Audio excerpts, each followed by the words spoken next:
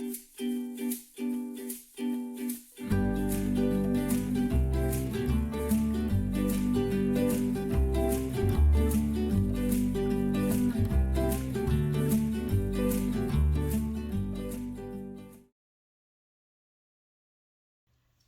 hello! Alors, aujourd'hui, je vais vous parler de passion. Je pense que c'est pas un secret pour personne. Les gens à haut potentiel sont hautement passionnés. Peut-être un peu trop, des fois. Donc, pour ça, j'aimerais vous donner comme exemple 2021. Je m'étais donné, parmi mes résolutions du Nouvel An, l'objectif de travailler sur mon petit côté féminin. En fait, j'aime pas ça de dire le côté féminin ou masculin. Je trouve que ça a comme pas rapport de donner un sexe à des traits de caractère ou des façons de se comporter. Je suis une fille et j'ai une énergie masculine vraiment très développée. Fait que je trouve ça bien arbitraire. En fait, c'est plutôt le yin et le yang. Donc le yin, le côté plus féminin, plus dans la créativité, dans le flow, dans la douceur. Puis le yang, plus dans le contrôle, la direction, plus dans justement, vouloir, la volonté, tout ça. Donc, je m'étais donné pour objectif de travailler sur mon petit côté yin et bon, j'ai fait plein de petites affaires on the side, là. Je me suis laissé pousser les cheveux. Mes cheveux sont pas très longs, mais avant, ils étaient beaucoup plus courts. Donc, je me suis laissé pousser les cheveux. J'ai changé un petit peu ma garde-robe, tout ça. Mais surtout, ce que j'ai fait, c'est d'apprendre la danse. Donc, je m'étais dit, en fait, la danse, c'est vraiment une belle occasion de... Parce que la danse, c'est quand même assez codifié, là. Donc, souvent, il y a un lead, donc un homme, un gars, qui va dealer avec la chorégraphie, diriger la fille, en fait. Puis, le follow, donc la fille qui va devoir apprendre, en fait, à vraiment connecter avec son partenaire, puis à suivre tout ce qui va lui arriver. Donc, je me dis que ça serait bien, justement, de la danse parce que ça me permettrait, ou en tout cas, ça me forcerait, à abandonner un peu le contrôle. Fait que je me suis dit, je vais commencer avec quelque chose de pas trop difficile, la danse latine. Fait que j'ai décidé de me lancer dans la bachata. Puis donc, à l'été 2021, quand finalement les écoles de danse ont réouvert, donc je me suis lancée, j'étais allée prendre des cours de danse à une école au centre-ville de Montréal qui s'appelle le Saint-Tropez. Puis c'est cool, j'ai trippé, j'étais là-bas quasiment tous les jours. Là. À ce moment-là, j'étais sur le chômage, donc j'avais du temps. Puis ça, on en reparle dans une autre vidéo. Là. Mais j'avais beaucoup de temps, donc je me suis vraiment investie dans ça, apprendre la danse. Puis je pense que je faisais comme 14 heures de cours par semaine. Ça n'avait pas d'allure, c'était rendu comme je faisais juste ça. De mes temps libres. Donc, je prenais des cours de danse à l'école. Le soir, j'allais dans ce qu'on appelle des socials. Donc, tu vas là, c'est plein de gens qui dansent, puis tu danses. Tu pratiques la danse. Fait que je dansais comme 6 jours par semaine, tout le temps. Mais comme à un moment donné, ben, tu sais, vous comprenez sûrement, là, quand on est à l'école, le groupe peut pas avancer plus vite que la majorité, ou en tout cas, fait que ça allait pas assez vite pour moi. J'étais comme un peu frustrée, je voulais que ça avance plus rapidement. Mais il fallait que j'attende, tu sais, d'avoir fait tant de semaines pour pouvoir passer au niveau suivant. Puis moi, j'ai juste fait, fuck off, là, ça marche pas. Donc, c'est ça, fait que j'ai quitté l'école de danse et j'ai décidé de prendre des cours privés. Comme ça, je me suis dit, je vais avancer à mon rythme, donc aussi vite que je peux aller. Donc, j'ai pris des cours de danse avec un instructeur qui s'appelle Juste Chiano, si ça vous tente de googler, ou en tout cas, qui est vraiment un instructeur de bachata assez bien connu à Montréal.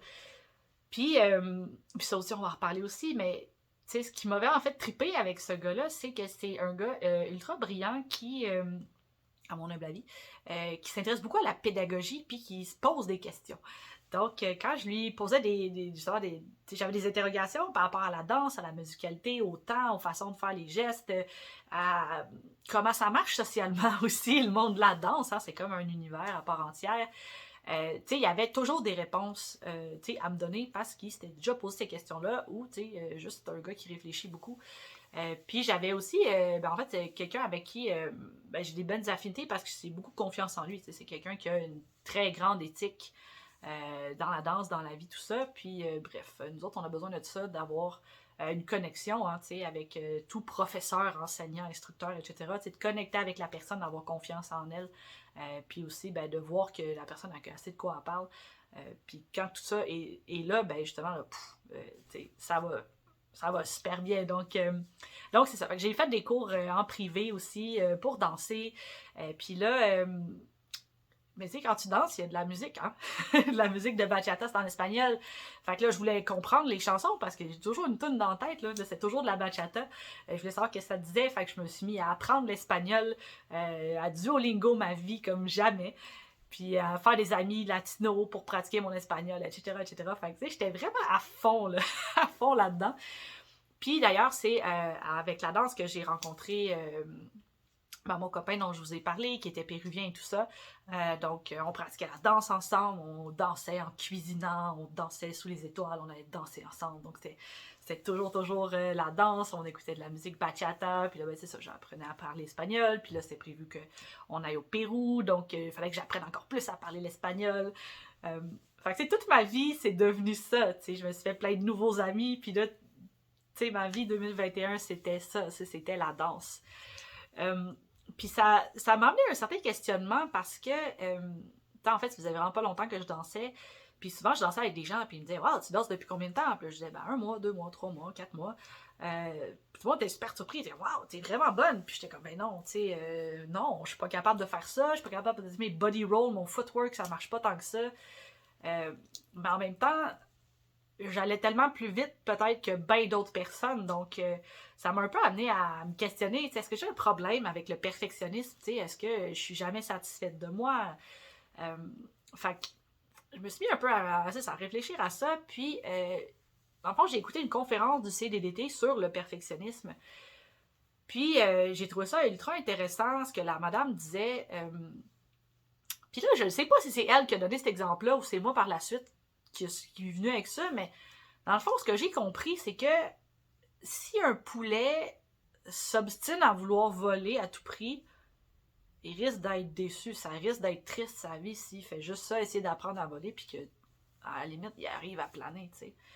Mais que dans le fond, c'est normal qu'un aigle aspire à voler, puis veulent être dans les airs tout le temps. Tu sais, c'est juste une question de nature, puis comme avec le haut potentiel, on a ce potentiel-là qu'on peut exploiter. Souvent, on n'a pas de limite, ou en tout cas, on les connaît pas vraiment parce qu'ils sont vraiment loin, donc on veut toujours comme faire plus, mais que ça serait normal, en fait. T'sais, oui, ça peut être trop, là, pour certaines personnes, ça peut être un problème, mais qu'en général, c'est comme normal pour nous de vouloir faire plus, de vouloir faire mieux, de vouloir se dépasser aussi, puis d'être passionné, puis c'est pas nécessairement... Puis là, j'avais posé la question parce que souvent on me dit tu dois avoir un problème de confiance pour être perfectionniste comme ça. Puis, tu sais, dans la vie, c'est quelqu'un qui a confiance en soi, il me semble, c'est bien moi. Tu sais, c'est quelqu'un qui a beaucoup d'amour propre, c'est moi aussi. Fait que je trouve ça bizarre de me faire dire ça. Fait que j'ai posé la question, est-ce que nécessairement, si on est perfectionniste, ça veut dire qu'on n'a pas confiance en nous? Puis, en fait, ben, la madame, elle m'expliquait que pas nécessairement parce que, c'est ça, tu sais, pour les gens au potentiel, on aime ça, le défi, on aime le challenge, mais on fonctionne aussi beaucoup avec le renforcement positif. Fait que, tu sais, d'avoir, tu sais, de gagner un prix, de se classer premier, deuxième, troisième, tu sais, c'est quelque chose qui nous motive, tu sais, ça nous prouve que les efforts qu'on a faits ont été payants. Puis que, en fait, c'est juste comme naturel pour nous, c'est pas nécessairement un problème. Puis, en fait, elle m'expliquait aussi, puis là, ça, on va en parler dans une autre vidéo, parce que j'ai trouvé ça ultra intéressant, que... quand on lit sur la psychologie, ou quand on se fait dire qu'on on agit de telle façon, donc on a tel problème, ou c'est à cause de telle raison, qu'en général, en fait, si ils font des recherches en psychologie, puis ils disent, bon, ok, pour une population donnée, comme par exemple, dans le cas du perfectionniste, oui, souvent les gens qui sont perfectionnistes vont avoir un problème de confiance en eux. Mais si on extrait les gens à haut potentiel, puis qu'on regarde leurs résultats à eux, on va voir qu'en général, pour cet exemple-là, où pas mal plein d'affaires en psycho at large, les réponses vont être très différentes chez les gens au potentiel. Donc, ce qui amène à penser qu'on ne peut pas tant que ça faire de généralisation par rapport à nous, parce que pour nous, c'est toujours, ou en tout cas, c'est souvent noir ou blanc, mais ça dépend. Donc, c'est souvent très différent. Puis en plus, même au sein des gens au potentiel, les réponses, les raisons, les réactions vont être très différentes. Fait que c'est...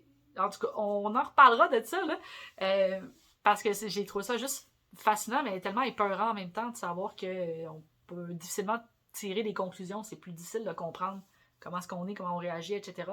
De là, l'intérêt pour l'introspection, mais en tout cas, on va en reparler. Mais bref, fait que c'est ça. Fait que ce que je voulais dire, en fait, c'est que je pense que oui, quand on se lance dans une passion, on peut avoir l'air too much, ça peut avoir l'air fou pour les gens autour, mais que tant que c'est positif, tant qu'on a du plaisir, puis tant qu'on trippe, puis peut-être on s'empêche de dormir la nuit un peu avec ça, mais si ça nuit pas à notre santé, je pense que c'est cool, puis je crois qu'on... Ben c'est ça, tu sais, on devrait pas nécessairement se dire que c'est un problème ou qu'on est fou ou qu'on est obsédé ou n'importe quoi. Tant que ça reste dans le plaisir, dans le positif, je veux dire, moi je trippe, là, je danse, j'apprends l'espagnol, je me fais des nouveaux amis, puis tu sais, c'est cool, là, peut-être je le fais plus que la moyenne des gens, mais en même temps, je l'ai l'énergie pour ça, fait que, tu sais, il est où le problème là-dedans? Fait que, bref. Je pense que c'est une belle réflexion à faire des fois sur ça, ce côté passionnel qu'on a, ou comme l'intérêt, ou la curiosité sans fin. Puis je pense qu'il faut être quand même cool avec ça, puis juste de se trouver aussi des gens qui sont passionnés autour de nous, puis triper avec ça. Fait que c'est ça. Fait que sur ça, je vous laisse. On se reparle d'un paquet d'autres affaires, parce que là, j'ai comme... Il va falloir que je prenne des notes. J'ai dit on va parler de plein de trucs dans les prochaines vidéos. Fait que ça va être un peu comme une mise en bouche de plein d'affaires qui s'en viennent. Mais pour le moment, je m'en vais parce que pour vrai, je m'en vais danser. Fait que on est samedi soir, je vais danser. Fait qu'on se revoit la semaine prochaine.